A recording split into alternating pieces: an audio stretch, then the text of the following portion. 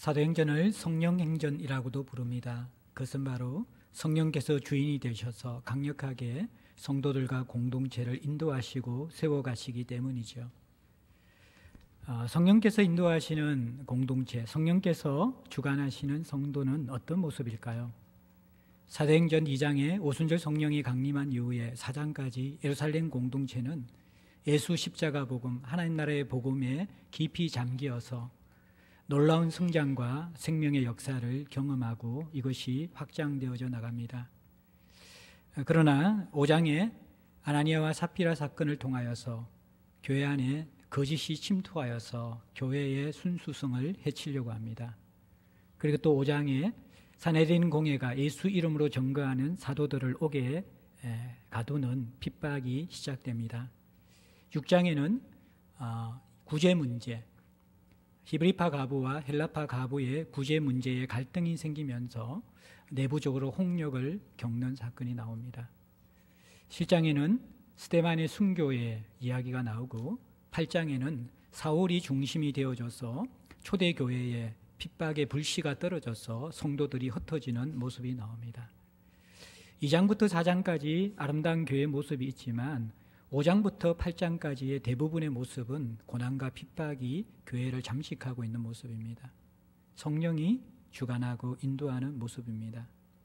그런데 이 환란이 닥칠 때 사실 사마리아 지역에 복음이 전거되어 회심 사건이 일어나고 또 에티오피아 내시가 또 세례를 받는 일이 일어납니다. 9장에 사울이 회심하게 되어지고 고넬료를 만나게 되어져서 고넬료 최초의 이방인 가정이 회심하는 사건, 그리고 그곳에 성령이 임하는 사건을 우리는 경험합니다. 그리고 11장에 들어가서 스데반의 순교 이후에 흩어진 유대인들이 처음에는 유대인들에게만 복음을 전하다가 이제는 이방인들에게 복음을 전하기 시작해서 안디옥에 그리스도인들이 나타나게 되죠.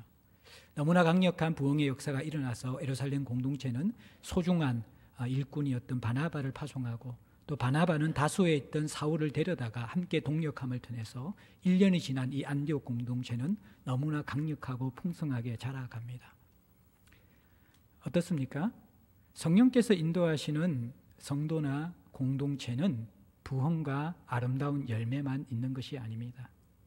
햇볕만 내리쬐는 것이 아니라 절반 이상이 어두운 먹구름, 풍랑이 몰아치는 것 같은 환난과 박해와 또 여러 가지 안팎의 시험 속에 있다는 것을 우리는 분명히 알게 됩니다. 오늘 본문 11장 27절부터 12장 5절은 안디옥 교회가 이렇게 아름답게 성장하시는 그때에 11장 27절도 그때라고 시작하고 12장 1절도 그때라고 시작합니다. 이 그때에 두 가지 어두운 그림자, 어두운 이 풍랑이 공동체를 덮습니다. 하나는 흉년의 때가 오는 것입니다. 또 12장 1절부터는 순교의 때가 오는 것입니다.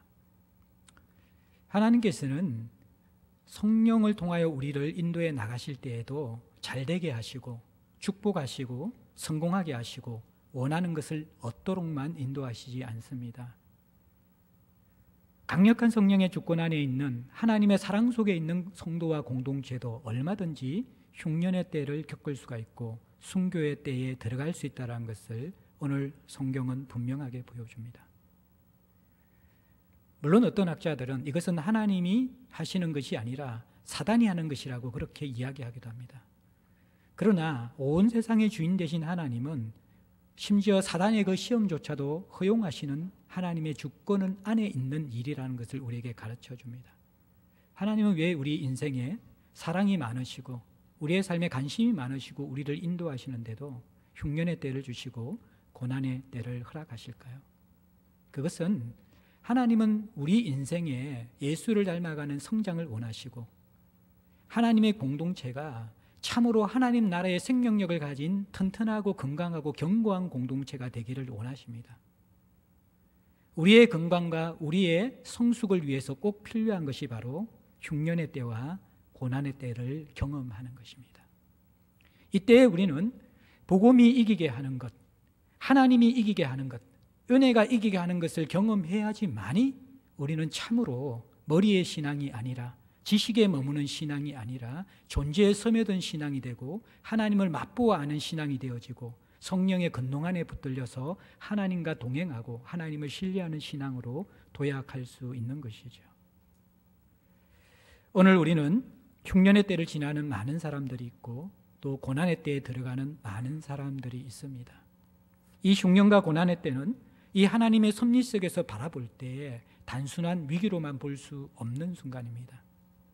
이 흉년과 고난이 개인과 공동체에 찾아오게 되어질 때 사실 이것은 우리가 더 뿌리가 깊어지는 시간이고 영적인 근육이 단련되는 시간이고 하나님을 더 깨달아 더 가까이에서 경험할 수 있는 시간이고 우리가 영적으로 도약할 수 있는 시간이라는 것을 기억해야만 하는 것이죠. 그런데 오늘날 우리들의 문제는 흉년의 때에 고난의 때에 더 견고해지기보다도 어떻게 보면 바람에 나는 겨처럼 흔들릴 때가 많이 있고 우리의 중심을 잃어버리면서 삶이 파산될 때가 더 많이 있는 것을 봅니다. 오늘 복음이 이기게 하는 초대교회 성도들과 공동체의 모습을 봅시다. 흉년의 때를 어떻게 이기는가? 고난의 때, 순교의 때를 어떻게 이기는가? 복음은 그 은혜는 우리에게 이 흉년과 순교의 때까지도 이기게 하면서 하나님을 만나게 하고 이 흉년과 고난의 때를 겪고 난 다음에 더 견고하고 더 온전하고 더 하나님께 깊이 연결된 그러한 성도와 공동체로 세워가시는 것입니다. 먼저 11장 27절부터 30절에 보면 아가보라는 선지자를 통하여서 천하에 큰 흉년이 들리라는 예언으로 오늘 본문이 시작합니다. 선지자는 구약에는 자주 등장하지만 신약에는 이 사도행전에 처음 이렇게 등장합니다. 선지자는 하나님에게 특별한 은사를 받아서 앞으로 일어날 일들에 대해서 예언하는 사람이죠.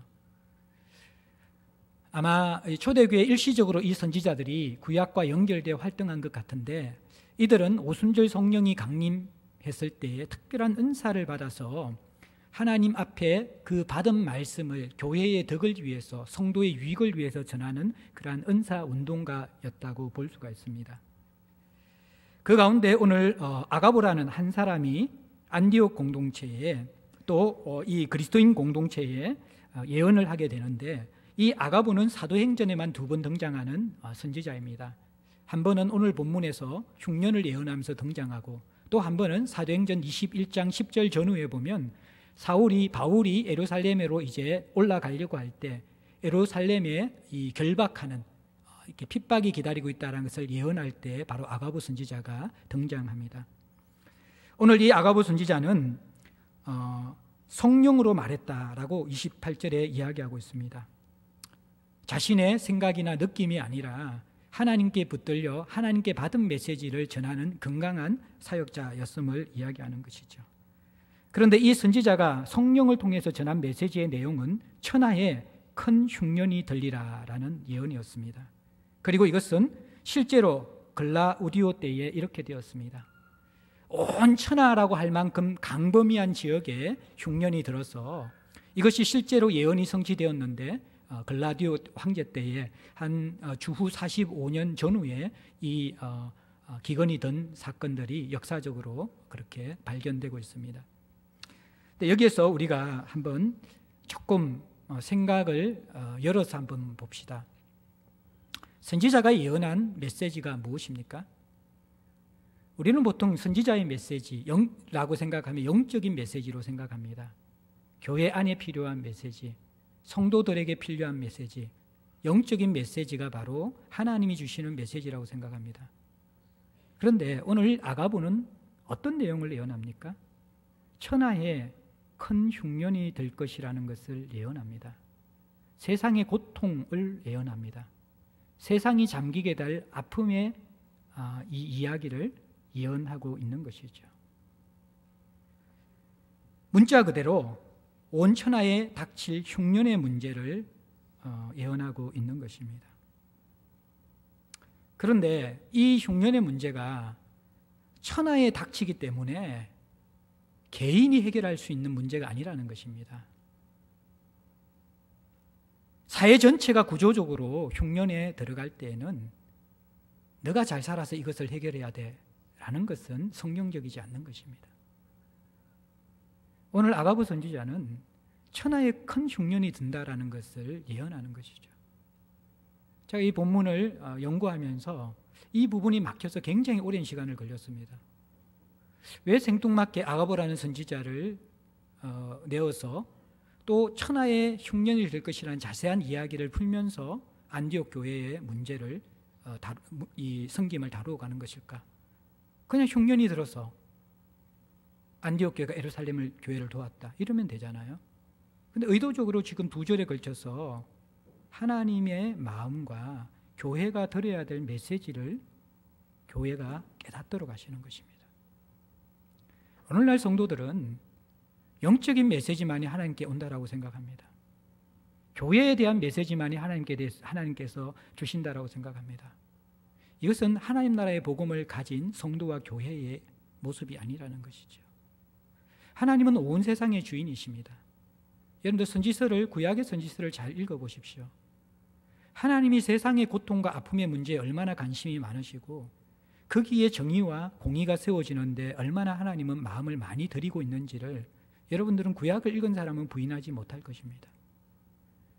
동일하게 그 하나님이 지금 우리의 하나님이고 온 세상의 주인이신 하나님입니다.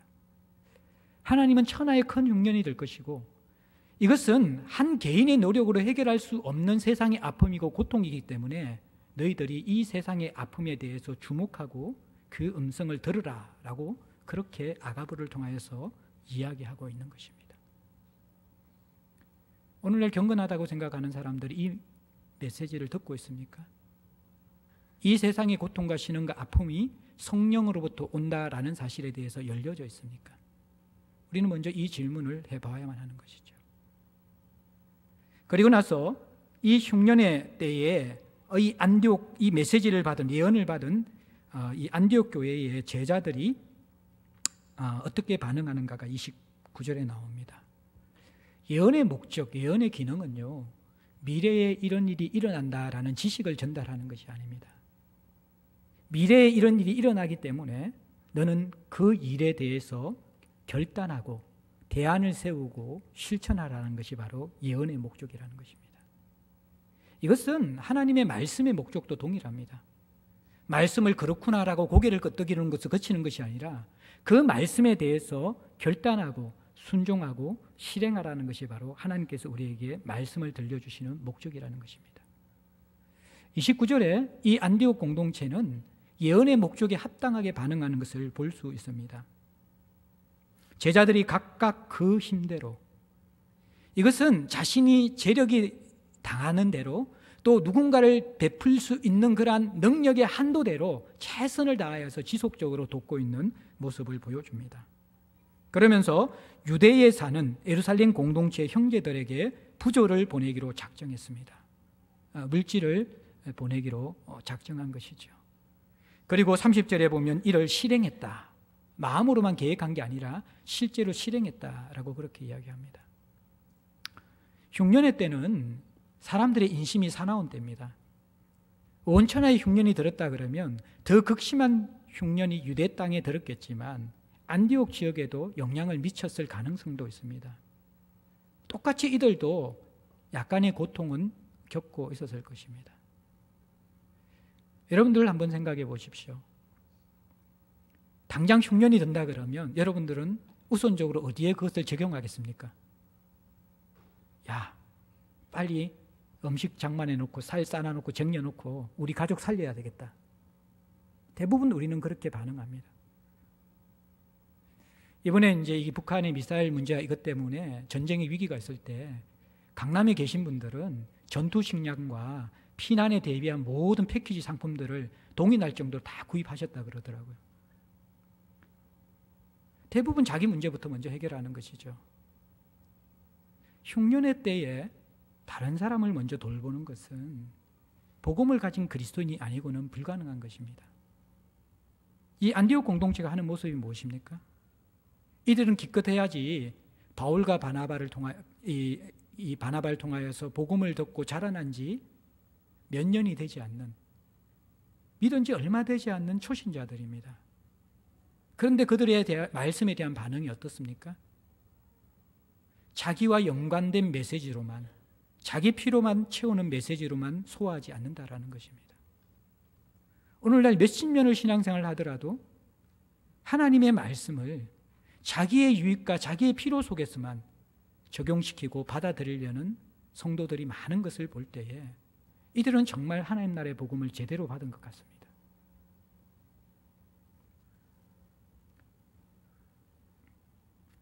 그러면서 30절에 바나바와 사울의 손으로 예루살렘 장로들에게 보냅니다. 바나바와 사울은 예루살렘 공동체가 이미 알고 교제했던 사람입니다. 바나바는 이방 안디옥에 이 그리스도를 믿는 사람 무리들이 공동체를 이룬다는 소식을 듣고 나서 바나바를 파송하기로 결정했습니다. 가장 소중하고 본이 되는 일꾼인 바나바를 보냈기 때문에 예루살렘 공동체는 바나바를 알고 있겠죠. 사울 역시 회심한 이후에 바나바의 도움을 통해서 예루살렘 공동체에 몸담고 그곳에서 복음을 전하다가 강력한 유대주의자들의 핍박에 의해서 어쩔 수 없이 다소로 피난 갈 때 예루살렘 공동체가 이 사울을 가이사라까지 데리고 가고 다소로 피신시키는 데 도와주었기 때문에 바나바와 이 사울은 둘 다 예루살렘 공동체와 안면이 있고 신뢰하는 자들입니다. 그러니까 물질을 도울 때에 특별히 이것을 감당하는 사람이 신뢰할 수 있는 사람을 세우는 것이 굉장히 중요하죠. 이들을 파송하고 이들이 예루살렘 장로들을 만나서 물질을 전달하는데 이건 역시 예루살렘 공동체의 대표는 사도들입니다. 그런데 오늘 이 물질을 전달받는 대표는 장로들입니다. 왜입니까? 6장에 이미 본 것처럼 헬라파 가부와 히브리파 가부 사이에 구제 문제로 갈등이 생기고 나서 사도들은 우리가 말씀과 기도하는 일에 전무하겠다고 결정하고 구제의 문제는 7 집사에게 맡겼습니다. 그런데 이제 왜 장로가 됐냐 그러면 이것이 여러분 예루살렘 공동체가 세워지고 나서 지금 10년 정도 지난 것이 오늘 시간적 배경이라는 것이죠. 그러니까 이 7 집사들이 유대교회는 이미 장로라는 직책이 있습니다. 그러니까 거기에 영향을 받아서 성숙하고 또 존경을 받는 사람들은 직제가 이제 장로로 바뀌어진 것 아닌가라고 우리는 유추할 수 있습니다. 그래서 이들에게 전달이 되어진 것이죠. 자, 근데 이것이 얼마나 중요한 의미를 가지는가, 또 얼마나 아름다운 것인가. 이 예루살렘과 안디옥, 유대인들과 이방인 공동체가 최초로 연합되어지는, 실체적으로 연합되는 장면이 바로 이 장면이라는 것이죠. 예루살렘 교회는 바나바를 파송했는데 사실 이 바나바는 예루살렘 교회의 가장 소중한 자산입니다. 교회의 필요가 많을 때에 일꾼의 필요는 공동체마다 절감합니다. 그렇지 않습니까? 아무리 규모가 있는 교회라도 섬기는 일꾼은 부족하기 마련입니다. 근데 이 바나바는 자기의 밭을 팔아서 교회의 유익을 위해서 내어준 사람이고 믿음과 성령이 충만한 사람이고 온유한 사람이었기 때문에 예루살렘 공동체에서는 없어서는 안 될 가장 소중한 사람이 바로 바나바였습니다. 이 바나바가 빠진다면 예루살렘 공동체의 중요한 부분이 빠져나가는 것입니다. 가장 소중하게 생각하는 사람, 리더십이 빠져나가는 것입니다. 그런데 예루살렘 공동체는 기꺼이 안디옥을 위해서 예루살렘 공동체의 보물과 같은 바나바를 파송하기로 결정해서 바나바를 보낸 것이죠. 이 바나바가 1년 동안 사울을 불러 사역하면서 이 안디옥 교회가 성장하고 성숙했습니다. 그리고 이제 흉년의 때에 가장 소중한 것이 무엇입니까, 여러분들? 먹는 것 아닙니까? 그리고 먹는 것과 바꿀 수 있는 물질은 흉년의 때에 너무나 중요한 것입니다. 이 안디옥 교회는 가장 소중한 지금 자신들의 궁핍 속에서 필요한 그 물질을 끌고 모아서 힘이 닿는 대로 예루살렘 공동체의 부조로 보내기로 작정하고 실행했다라는 것이죠. 이들은 지금 흉년의 때를 어떻게 이겨내고 있습니까? 서로가 가장 소중한 것을 깨트려서 섬겼던 것이죠. 그러면서 서로를 살려내었습니다. 안디옥 교회가 자라가고 있었지만 리더십이 흉년의 때잖아요. 그들을 섬길 수 있는 사람이 없었던 흉년의 때였잖아요. 그때 예루살렘 공동체도 자신들에게도 이 사람이 필요하지만 더 긴급한 곳에 파송하여서 안디옥을 살려내었습니다. 이제 이 예루살렘 공동체가 안디옥보다 더 큰 흉년에 들어가서 고통당할 때 안디옥 교인들 역시 자신들에게도 필요하고 궁핍한 가운데 붙잡고 싶은 것이었지만 기꺼이 아낌없이 예루살렘을 향하여서 소중한 것을 깨트려서 내어주었습니다. 그래서 예루살렘 공동체를 살려내는 것이죠. 사랑하는 성도 여러분들, 흉년의 때를 함께 극복해 나가는 경험이 없는 공동체는 무늬만 공동체입니다. 오늘날 우리 사회는 흉년의 때를 지나가고 있습니다. 청년 실업자가 114만 명에 이릅니다. 40대 후반 50대가 되어지면 절벽 중년으로 들어가면서 잘 다니던 직장, 자신의 몸을 깨트려 헌신하고 수고한 그 직장에서 큰 잘못을 저지르지 않았는데도 불구하고 잘려나갈 수밖에 없는 흉년 속으로 들어갑니다. 이 경제적 흉년이 아니더라도 가정 속에 흉년이 있습니다. 부부관계에 흉년이 있고 자녀를 키우는 데 흉년이 있고 또 가족 가운데 건강상의 문제로 흉년을 겪는 많은 사람들이 있습니다. 물론 그 가운데 어떤 사람들은 스스로의 힘이나 가족의 도움이나 또 자기와 연결된 친척들의 도움으로 그것을 이겨낼 수 있는 사람들도 있습니다. 그런데 천하의 큰 흉년이 든 것처럼 개인이 그것을 헤쳐나갈 수 없는 상황에 던져져 있는 사람들이 점점 늘어져 갑니다. 바로 우리 사회가 그렇게 만드는 것이죠. 청년 실업자 문제는 개인의 능력의 문제가 아니라 사회적 구조의 문제입니다. 50대 가장 중년 절벽의 문제는 개인이 성실하지 않아서가 아니라 이기적이고 자본주의적인 유익만 추구하는 이 사회의 구조가 뱉어낸 개인과 상관없는 구조적인 악이라는 것입니다.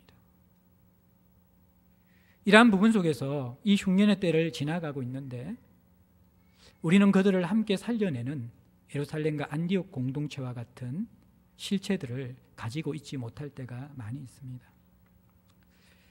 참 감사한 것은 그나마 우리 제자들 공동체는 늘 공동체라는 단어를 입에 달고 살면서 힘든 지체들을 돌보고 함께 가기를 위해 몸부림치는 수고가 여전히 있는 교회이기 때문에 감사합니다. 그럼에도 불구하고 우리는 조금 더 나가고 조금 더 움직이고 조금 더 서로를 더 연결시켜서 살려낼 수 있는 곳까지 갔으면 좋겠다라는 바람이 있습니다. 작은 실행이었지만 올해 저희들이 바울 공동체에 500만 원 정도의 재정을 지원하여서 미얀마 단기 선교 여행을 갈 수 있도록 했습니다. 우리 청소년부와 디모데는 어쩌면 부모의 도움을 아직까지 받을 수 있기 때문에 해외여행도 다닐 수 있고 또 수련회도 참석할 수 있습니다. 근데 이 바울 지체들은 식당 가기가 무서울 거예요.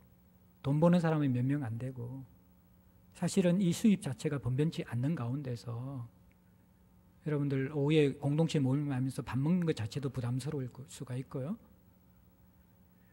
직장 자체도 오랫동안 이렇게 막혀 있는 가운데서 마음 놓고 해외에 나갈 수 있는 사람들은 거의 없습니다. 그러면서 일을 하고 싶지만 직장을 제대로 구할 수도 없고 또 직장을 구하지만 그 직장이 평생의 생존을 책임질 수 있는 튼튼한 직장도 아닌 것이죠. 한 것이라고는 부모님의 독촉과 자신의 열심으로 열심히 공부한 것밖에 없는데 무슨 이유인지 그들은 이 사회의 루저가 되어지는 것 같고 무엇인가 이 경쟁에서 도태된 실패자라는 정서를 가득 안고 살아갑니다. 그리고 어떤 사람들은 네 하기 나름이야. 네가 열심히 하면 길은 있어 라고 하면서 그 문제를 개인의 문제로 던지는 것이 이 사회의 모습입니다. 물론 개인이 성실하게 해결해야만 하죠. 그러나 그들의 아픔과 상함들을 함께 짊어지고 갈 수 있는 공동체의 어른과 마음들이 필요한 것입니다. 작은 도움이었지만 그들이 교회의 도움을 받아서 선교여행을 한번 갔다 오고 나서 하나님이 일하시는 새로운 것을 보고 인식이 바뀌어지고 삶의 방향이 바뀌어지고 그것이 또 공동체 안에서 선한 영향력으로 흘러가고 있다는 소식을 들었습니다. 너무 감사한 것이죠. 저희 교회 아둘람 공동체 펀드라는 게 있습니다. 시작된 연휴는 여러분들이 아실 겁니다. 제가 사무엘서를 묵상하고 금요예배 때 설교하면서 이 다윗 아둘람 공동체에 억울하고 빚지고 상한 자들이 몰려들잖아요. 그 말씀을 묵상하는데 그때 우리 공동체 형제들 가운데 잘 다니는 직장을 더 이상 다닐 수 없는 사람들이 생겨나고 있었습니다. 저분들이 직장이 있고 시간이 건강할 때에는 작은 영웅으로 하나님 나라를 위해서 교회를 충성되이 섬겼는데, 저들이 지금 직장을 잃고 앞길이 막연하고 막막할 때 도대체 교회는 그들에게 무엇이 되어줄 수 있는가? 거기에 대한 고민에 맞다닥습니다. 그러다가 사역자들이 먼저 펀드를 한 1,800만 원, 2천만 원 가까이 마련했고, 그걸로 시작되었다가 지금까지 한 4천만 원 정도의 재정이 모여졌습니다. 여러분들은 잘 모르시겠지만 이 일의 소중함을 알고 마음이 움직인 사람들이 큰 돈도 헌금하고 작은 돈도 헌금하면서 4천만 원 정도의 모금이 되어졌고, 지금 현재 한 3천만 원 정도가 이미 다 나갔습니다. 그래서 몇몇 우리 가장들에게 이것이 흘러가면서 참 어려울 때 얼마 되지 않지만 교회가 그 아픔과 어려움을 같이 간다라는 메시지를 주려고 합니다. 근데 이것이 처음에 제 의도한 그림의 전체가 아닙니다. 사실 우리가 아둘람 공동체, 환란상률 공동체가 되기 위해서는 물질을 전달을 하는 것뿐만 아니라 그들의 그 아픔과 상함과 여러 필요들을 함께 구체적으로 돌보는 것까지 좀 나가면 좋겠다. 자녀들의 돌봄이 필요하면 누군가는 가서 아이들 목욕도 좀 시켜주고 반찬도 좀 만들어주고, 또 이 재정이 없어서 다른 애들 다 이렇게 학원 다니고 공부하는데 그게 힘들 것 같으면 이런 가운데 좀 미술 전공자들 가서 미술도 좀 가르쳐주고, 음악 전공자들 가서 피아노나 좀 이런 것들도 좀 가르쳐주고, 아니면 또 조금 나이가 든 아이들께 청소년들이나 초등부 좀 높은 애들 있고 영어도 좀 가르쳐주고 수학도 좀 가르쳐주고, 그렇게 할 수 있는 거잖아요. 또 부부들이 늘 쪼들려서 외식 한번 하지 못하고 영화 한번 보지 못하잖아요. 그러면 가서 우리가 아이들 좀 봐주면서 영화 티켓 좀 좋은데 좀 끊어가지고 저녁 식사권까지 같이 해가지고 영화 좀 보고 오고, 부부가 음식도 좀 먹고 오게 해가지고 그 힘든 가운데 좀 숨통을 좀 틔울 수 있도록 하고, 가장 소중한 것은 제가 영적으로 돕는 것이거든요. 제가 형제들을 보니까요, 직장 다닐 때는 성경 공부하고 싶어도 할 수가 없어요. 그 타이밍에 저는 이렇게 성경 공부하면 참 좋을 것 같거든요. 실제로 한 형제가 지체가 이제 직장을 잃어버리게 되어서 저와 이제 상담을 하고 신방을 했는데, 그때 제게 하나님 감동을 주셔가지고 나랑 12주 시간 내라, 같이 성경 공부하자. 그러니까 이 지체가 직장을 바로 들어가는 것보다 정말 내가 이 바쁜 삶 가운데 하나님과의 관계가 무너지고 앞으로 어떻게 살아야 될까가 더 고민인데 직장보다도 이것부터 먼저 하겠습니다. 그래가지고 이제 12주 동안 저 먼 곳에서 목양실까지 왔어요. 계속해서. 그래서 성경 공부하고 나서 사실 이제 다른 삶이 풀리면서 또 이분이 회복되면서 또 아들람을 위해서 많은 부분에 또 섬기고 있어요. 그 영적인 이러한 도움까지 같이 주는 것이 필요한 것이죠. 제가 꿈꾸는 것은 사실은 이게 마을에서 소그룹에서 이것이 일어나면 가장 좋습니다. 우리가. 그리고 또 그것이 부족한 부분들은 우리 안수 집사님들이나 권사님들 중심으로 해가지고 좀 아둘람 공동체가 이 필요들을 잘 도우면서 사람들을 살려낼 수 있는 그런 구조가 되면 좋을 거예요. 우리 주변에 수많은 사람들이 신음하고 있어요.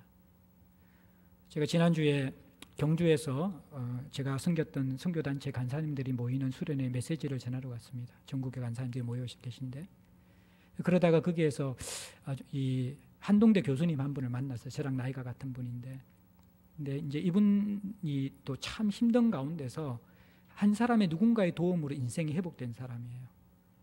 교수도 잘릴 수 있더라고요. 정규직이 아닌 이게 아니면. 어느 날 이렇게 자기가 잘려버렸어요.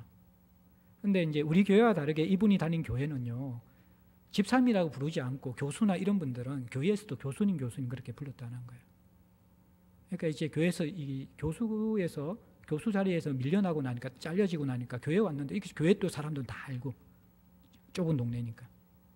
그 다음부터 성도들이 자기 이름을 부르고 뭐 이게 참 이게 멋스럽게 뭐 교수님 그럼 놀리는 것 같고 잘렸는데 안 부르잖아요. 그러니까 서로 이렇게 시간이 지나면서 서먹서먹해지면서 이전과 같은 교회 생활을 못 하고, 그러면서 하루 아침에 이게 가장이 백수가 되면서 어디 출근할 데도 없고, 그러니까 자기 자존감과 정체성이 완전히 무너져 어두운 생활을 하고 있는데, 동일한 같은 나이 또래 제 친구가 이제 선교단체 간사를 하면서 이 친구가 프로그램을 잘 만들어요. 그래서 ING 프로그램이라고 그래가지고 청소년부와 대학생들을 대상으로 그들의 소명과 진로를 찾는 그 프로그램들을 만들어서 잘 이렇게 돌리고 있는데, 그게 강사들이 많이 필요하거든요. 근데 이 친구의 소식을 듣고 이 친구를 강사로 소개하면서 팜플렛에 교수라는 이름을 적어줬어요. 그러니까 이 친구는 10만 원, 20만 원 강사료를 받지만, 그렇지만 여기에서 교수로서 섬길 수 있게 되어진 거예요. 그것이 자기 인생의 처음의 회복의 시작이었다라는 거예요.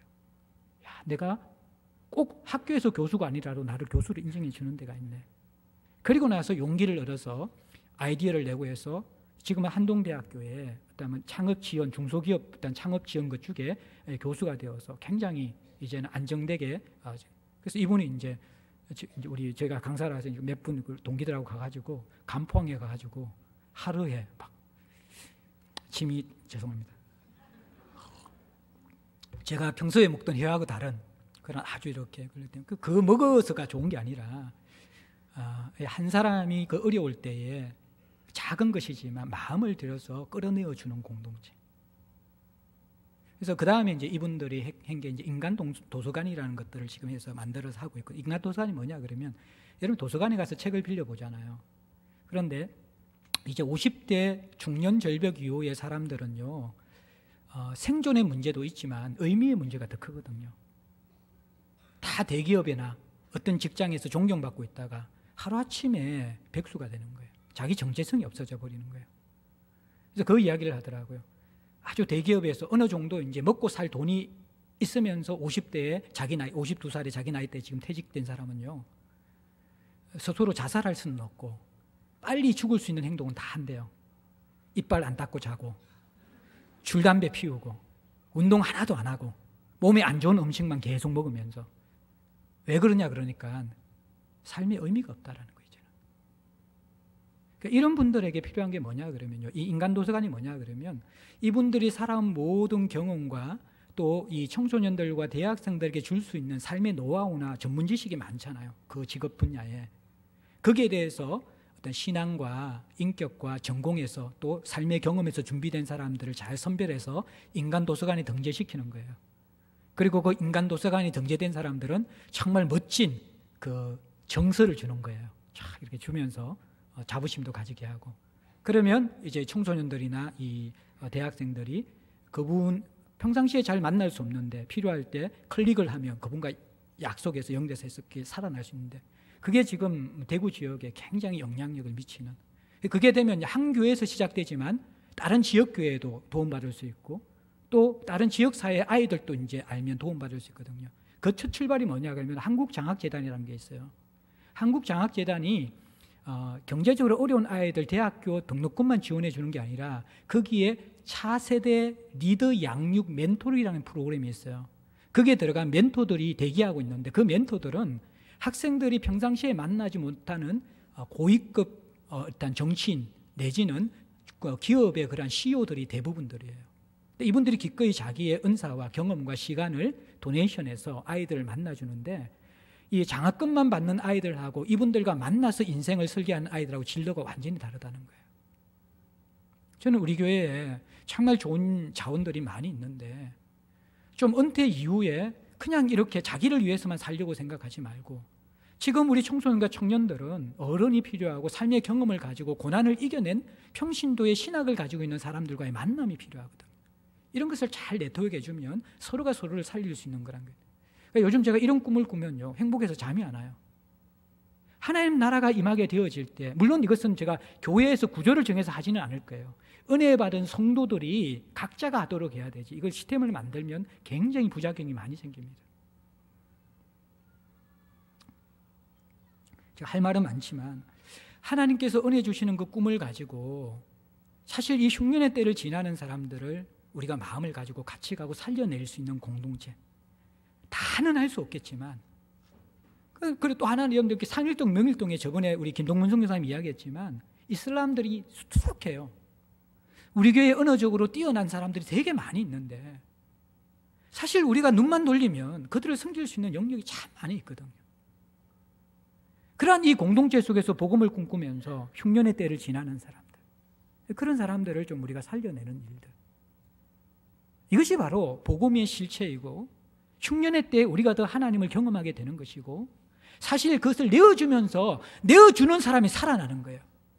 안디옥 교회가 그 흉년의 때에 자기 살겠다고 발버둥 치면 자기도 죽어요. 그러면 제가 이번 주에 우리 교회 한 분하고 만났는데 이분은 최근에 수술을 2번이나 했어요. 그런데 몽골 오지에 의료송계를 갔다 오신 분이에요. 가족이 다 걱정하고 저도 가지 말라고 그랬어요. 수술한 지 일주일도 지나지 않아서 몇 시간을 걸어서 가는 그 몽골 오지에 그냥 천막 속에서 자는 그곳에서 의료팀을 이끌어서 선교를 갔었어요. 너무너무 걱정했는데 제가 목요일 날 함께 교제하는데 제가 지금까지 이분을 만났을 때 볼 수 없었던 가장 밝고 환하고 살아있는 생기가 넘치는 얼굴을 가지고 계셨어요. 흉년의 때에 자기 위해서 사는 사람은 다 같이 죽습니다. 누군가를 위해서 자신을 깨뜨리는 사람들, 복음을 위해서 흘려보내는 사람들, 이 안디옥 교회가 흉년의 때의 작은 교회, 초신자의 교회, 얼마 되지 않는 교회지만 그걸 흘려보내고 나서 그 다음 13장에 무엇이 됩니까? 바나바와 바울을 파송합니다. 아시겠어요? 이렇게 성장해 가는 것이죠. 저는 우리 흉년의 때 이 좋은, 정말 오랫동안 말씀 듣고 오랫동안 좋은 복음 속에서 좋은 공동체에서 사는 여러분들이 안디옥 교회의 역할을 해야 된다고 생각합니다. 우리 공동체 안에서, 그리고 이 지역사회 안에서 이것이 흘러가야 합니다. 이것을 성령의 메시지로 들어야 돼요. 세상의 아픔을 아가부가 전하는 거잖아요. 세상은 다 신음하고 있는데, 교회 안에 절벽 중년과 교회 안에 신음하는 사람들이 있는데 도대체 영성이 뭐냐? 내 가족, 내 한 사람 잘 먹고 잘 사는 것이 그것이 그리스도인들의 삶의 전부가 아니라는 것입니다. 흉년의 때에 하나님은 고통에 동참하라고 이야기합니다. 두 번째로 고난의 때가 이어집니다. 12장 1절에 헤롯 왕이 손을 들어 교회 중 몇 사람을 해하려고 합니다. 헤롯 가문은 끊임없이 박해하는 가문입니다. 1대 헤롯이 예수님 탄생 시에 유아들을 학살한 헤롯입니다. 2대 헤롯이 세례 요한을 참수한 헤롯입니다. 오늘 헤롯은 3대 헤롯 아그리파 1세입니다. 이 사람은 12사도 가운데 한 사람인 야고보, 세베대의 아들 야고보. 야고보가 성경에 많잖아요. 알페오의 아들 야고보도 있고 예수님의 동생 야고보도 있는데 오늘 본문은 세베대의 아들 야고보와 요한 중에 야고보가 처형당하는 것이죠. 그러면 왜 이 헤롯 아그리파는 기독교인을 박해하고 야고보를 처형했는가? 헤롯 가문 전체의 공통점은 이들이 강교하고 아주 방탕하고 그리고 경박한 사람들이라는 것입니다. 그런데 이 헤롯 아그리파는 1대 2대와 다르게 유대인들과 우호적이었습니다. 헤롯 가문은 이두메, 즉 에돔 족속입니다. 야곱과 에스 사이, 에돔 족속은 이스라엘 유대인들과의 관계가 굉장히 나빴습니다. 그런데 이 아그리파 헤롯은 이 유대 종교 지도자들과 우호적인 관계를 해야지 이 유대 지역을 잘 통치할 수 있다는 정치적인 판단을 하고 나서 유대 율법을 잘 지키고 정치 지도자들과 우호적인 관계를 맺어왔던 것이죠. 그러다 보니까 이 정치 지도자들의 필요와 그들의 요구를 듣게 되어졌는데 이 유대 종교 지도자들의 눈에 가시는 바로 기독교인들입니다. 이들을 제거해달라는 요청을 받았겠죠. 그러니까 이 유대인들의 필요와 종교 지도자들의 필요와 그리고 헤롯의 정치적인 입지가 견고해지기 위해서 이제 오늘 본문처럼 교회 중에서 몇 사람을 해하려 본보기로 몇 사람을 해하면서 기독 공동체를 흔들어 놓으려고 했던 것이죠. 그래서 이게 순차적으로 되거든요. 첫 번째가 누굽니까? 야고보입니다. 야고보는 12사도 가운데 3사도 안에 드는 중요한 사도입니다. 이 사도를 먼저 목을 베어 참수합니다. 근데 이 참수한다라는 것은 유대계의 개념 속에서는 변절자를 죽일 때 칼로 죽이는 것이거든요.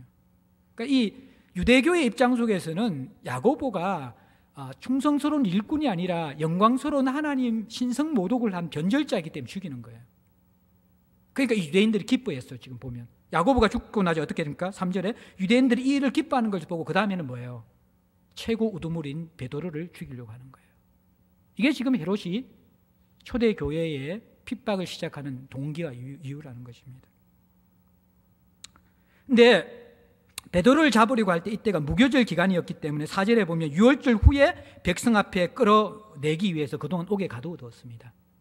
유대 절기 3대 절기 동안에는 유대 율법상 재판이나 처형을 하지 못하도록 되어 있습니다. 유월절이 하루이고 유월절 어린 양을 잡는 출애굽 때 어린 양의 피 때문에 살아난 그 유월절 하루가 있고, 그 다음에 이어지는 무교절은 이 누룩이 들지 않는 빵을 먹는 7일 동안의 무교절이 이어지기 때문에 당시 예수님 당시에는 이 8일 전체를 유월절이라고도 하고 무교절이라도 하면서 이렇게 엮여져 있는 거예요. 근데 이 8일 동안에는 재판이나 사람을 처형할 수 없어요. 그래서 이렇게 가두어 넣었는데, 어쨌든 헤롯 아그리빠는 야고보를 죽인 것처럼 베드로도 분명히 죽일 작정을 한 거예요. 그리고 나서 철저하게 감옥에서 이 경비를 두는데, 여러분들 보십시오. 군인 내식인 내 편에게 맡겼다, 그렇게 이야기합니다. 베드로 한 사람을 4명이 지켰는데 두 사람은 감옥 안에서 베드로의 양손에 이 양손과 함께 묶여져 있습니다. 제수와 함께 군인이 묶여져 있어요. 그래서 제수와 함께 눕고 제수와 함께 일어서고 군인들이 같이 묶여져 있어요. 그리고 두 사람은 감옥 밖에서 지키고 있는, 그야말로 빠져나갈 수 없는 삼엄한 경비를 지금 하고 있다는 거예요. 왜냐 그러면 사도행전 5장에 보면요, 산헤드린 공회가 예수 전하는 것 때문에 옥에 가두었는데 주의 사자가 옥문을 열어서 이들 데리고 와서 여러분들께 그 공회에서 말씀을 전하게 하거든요. 예루살렘 그 성전에서 말씀을 전하게 하니까 그 사건을 기억하고 있다가 이 베드로가 또 이렇게 뭐 초자진 기적이나 듣게 도망갈 수 있으니까 완전히 아예 묶어 놓는 게, 베드로를 잡아서 꼭 죽이겠다는 그 의지를 가지고 있는 것이죠.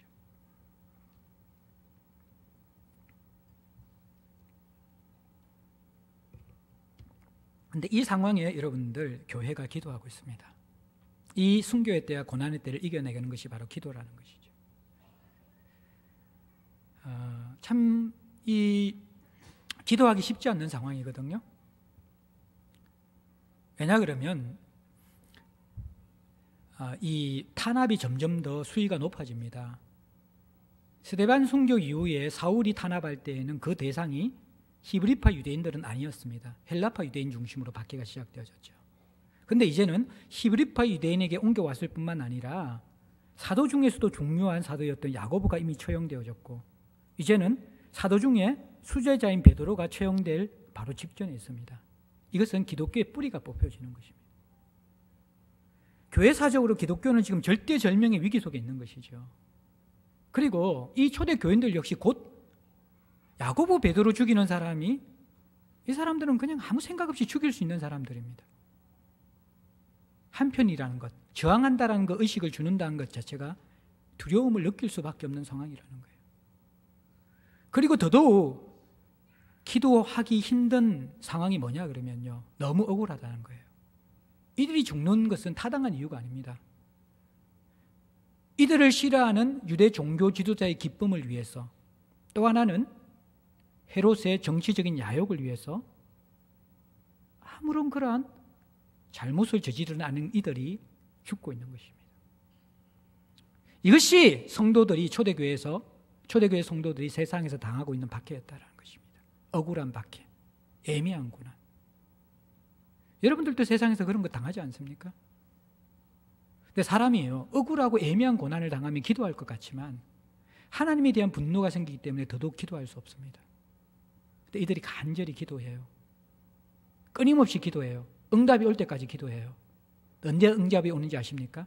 6절에 보면요, 헤롯이 잡아내려고 하는 그 전날 밤, 잡아낸다는 것은 칼로 죽이려고 하는 바로 전날 밤에 7절에 호련히 주의 사자가 나타날 때, 이 말씀을 묵상하면서 참 죄송합니다, 하나님께 이런 단어를 붙여가지고 하나님의 심보가 조금 고약한 것 같아요. 좀 일찍 기도 응답을 주시면 좋을 것 같은데, 항상 죽기 직전에, 죽을 만큼 데리고 가서 죽기 직전에. 그러니까 기도하는 사람은 사실 죽진 않아요. 죽을 것 같긴 한데, 좀 우리 체질을 아시면 빨리빨리 좀 응답해 주시고 하면 좋은데, 우리의 영적 건육과 정말 하나님을 신뢰하는 그 신뢰의 깊이가 깊어지도록, 늘 그렇지는 않지만 많은 경우 하나님의 기도 응답은 내가 도저히 불가능하다는 그 끝자락에서 이루어질 때가 있을 때가 있다는 것입니다. 이 본문 속에서 저는 먼저는 기도에 대한 강조를 하고 싶어요. 고난의 때 여러분들, 기도를 통하여 하나님의 살아계심을 경험하지 못하는 사람들은 절대로 믿음의 도약이 없습니다. 그냥 자기 필요를 채우는 중심의 신앙생활을 하다가 하나님 앞에 실족하여 도망가는 그 정도의 믿음 이상으로 나아갈 수 없습니다. 고난에 필요한 영성이 있는데요, 기도도 제가 강조해야 되지만 오늘 본문을 묵상하면서 제 내리를 때린 강력한 하나님의 메시지가 있었습니다. 그건 뭐냐 그러면요, 딱 이 말씀을 읽는 순간 정말 기도하기 싫었겠구나, 우리가 다 여기에서 무너지는구나 라를 느끼게 되었습니다. 뭐냐 그러면요, 2절에 짤막하게 넘어간 요한의 형제 야고보를 칼로 죽이니, 이 말씀을 제가 다시 묵상하게 됐습니다. 사랑하는 여러분들, 초대교회가 베드로를 위해서 기도했다면 야고보를 위해서도 기도했을까요? 안 했을까요? 예? 당연히 기도했겠죠. 자, 그러면 지금 상황이 어떤 상황이냐 그러면요, 야고보의 석방을 위해서 초대교회는 분명히 기도했을 것입니다. 기록하지 않았지만 그 결과가 어떠합니까? 야고보가 순교당했습니다. 야고보가 순교당한 그 직후 얼마의 시간이 지난지 모르겠지만 문맥상으로 볼 때 그렇게 긴 시간이 지나지 않았을 것입니다. 베드로가 또 옥에 갇혔습니다. 하나님이 이 초대교회의 영성을 어디까지 끌어올렸는지 아십니까? 기도했는데 순교당했어. 야고보를 위해서 기도했는데 순교당했어요. 그런데 또 무너지지 않고 하나님의 주권을 신뢰하면서 베드로를 위해서 간절히 포기하지 않고 초대교회는 기도했다라는 것입니다. 우리는요, 기도하다가 기도의 끝이 더 절망일 때를 경험합니다. 분명히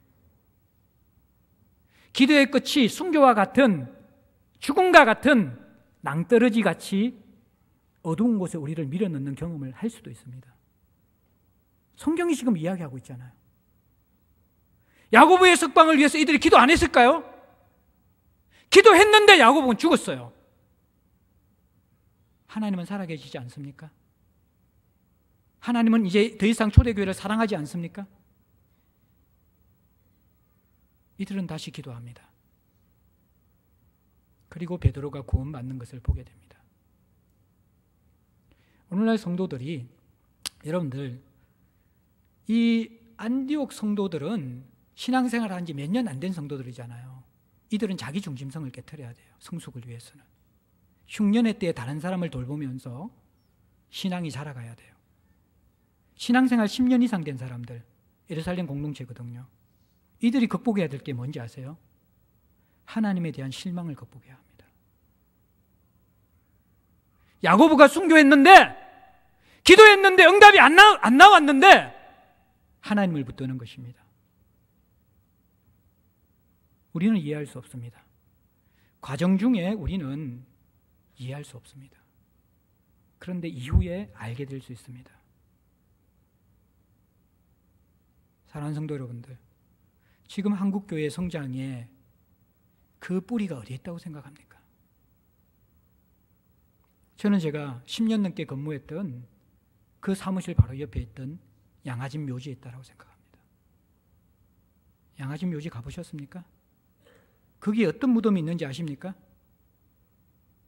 태어난 지 한 달 된 아이들의 무덤이 있습니다. 배우자가 한국 땅에 오자마자 일주일도 안 되어서 풍토병에 걸려서 죽은 배우자의 무덤이 바로 거기에 있습니다. 우리는 상식적으로 그런 질문을 할 수 있습니다. 안전한 고국 땅과 자신의 미래가 보장되는 그 삶의 터전을 버리고 미개하고 풍토병이 있고 자신을 박해하는 이 땅에 와서 복음을 전하고자 왔던 그들에게 제대로 복음 한 번도 전해보지 못하고 아이가 죽어버리고 배우자가 죽어버린, 도대체 거기 어디에 하나님이 살아계십니까? 근데 남편이 죽은 그 자리에 아내가 와서 복음을 전하는 것이 한국 초대교회의 선교사라는 것입니다. 저는 이 본문을 다시 볼 수 있다고 생각되어져요. 베드로가 석방된 것만이 구원이 아니라 우리가 알지 못하는 하나님의 섭리 속에서는 기도했지만 이 야고보가 순교한 그 사실이 어쩌면 초대교회의 더 건강한 뿌리가 될 수도 있었다는 것입니다. 그때는 알지 못합니다. 사랑하는 성도 여러분들, 여러분들의 신앙이 내 기도의 응답을 통해서 구원되는 것만이 축복이 아니라 때로는 기도한 이후에 순교와 같은 어둠에 떨어지는 그 순간이 나중에 여러분의 인생과 여러분의 신앙을 정말 도약시키는 하나님의 숨은 묘수일 수도 있다는 것입니다. 우리는 알 수 없습니다. 우리는 너무 머리로 이해하려고 합니다. 너무 납득이 돼야만이 순종하려고 합니다. 그러나 초대교회의 영성은 무엇입니까? 하나님께 실망할 수 있습니다. 기도했는데 순교할 수 있습니다. 근데 그것이 어땠다는 것입니까? 그들은 그 속에서 하나님의 주권을, 하나님의 살아계심을 여전히 붙들려고 했습니다. 그리고 그분은 살아계셨고 그분은 또 구원을 베푸실 수 있고 이후에 우리에게 그 의미를 가르쳐 주실 수 있는 분입니다. 고난의 때 이겨내십시오. 기도하고 순교를 경험하더라도 그 구렁을 건너가셔야지 여러분들이 믿음의 도약을 합니다. 이것이 우리의 기도를 막고, 이것이 하나님을 신뢰하는 우리의 마음을 막고, 이것이 하나님의 사랑을 가로막는, 우리가 세워놓는 담이 될 때가 많이 있습니다. 사랑하는 성도 여러분들, 우리는 분명히 흉년의 때와 고난의 때를, 순교의 때를 지나간다는 것을 기억하셔야 합니다. 그것이 성령 안에 있는 성도의 삶의 모습이고 하나님의 사랑을 받는 공동체의 모습입니다. 왜냐하면 그것이 우리를 진정으로 자라게 하기 때문입니다.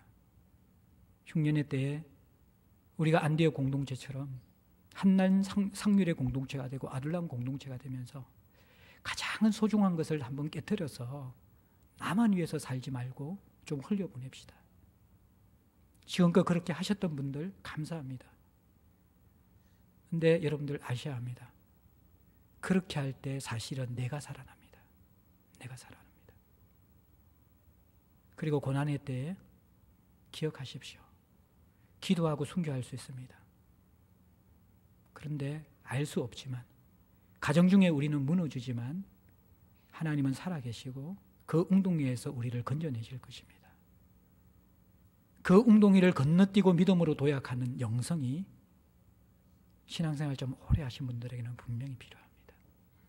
우리는 환경보다도, 내 눈에 보이는 현실보다도 궁극적으로 하나님이 더 신뢰될 때까지, 그 하나님이 더 크게 보일 때까지 우리의 신앙이 자라가야 하기 때문입니다. 주저하지 말고 도약합시다. 환난 상률의 공동체가 되어서 서로를 함께 살려내는 복음이 이기는 경험을 하기를 원합니다. 기도하기 힘든, 기도하고 싶지 않는 그 순간에 우리가 다시 하나님을 신뢰할 수 있도록 그분의 은혜를 구합시다. 복음이 이기는 실체를 경험하지 못하는 성도들은 결코 세상을 힘있게 살아갈 수 없습니다. 하나님이 이 은혜를 저와 여러분에게 주시기를 주의 이름으로 축복합니다. 함께 찬송하겠습니다. 찬송가 357장입니다.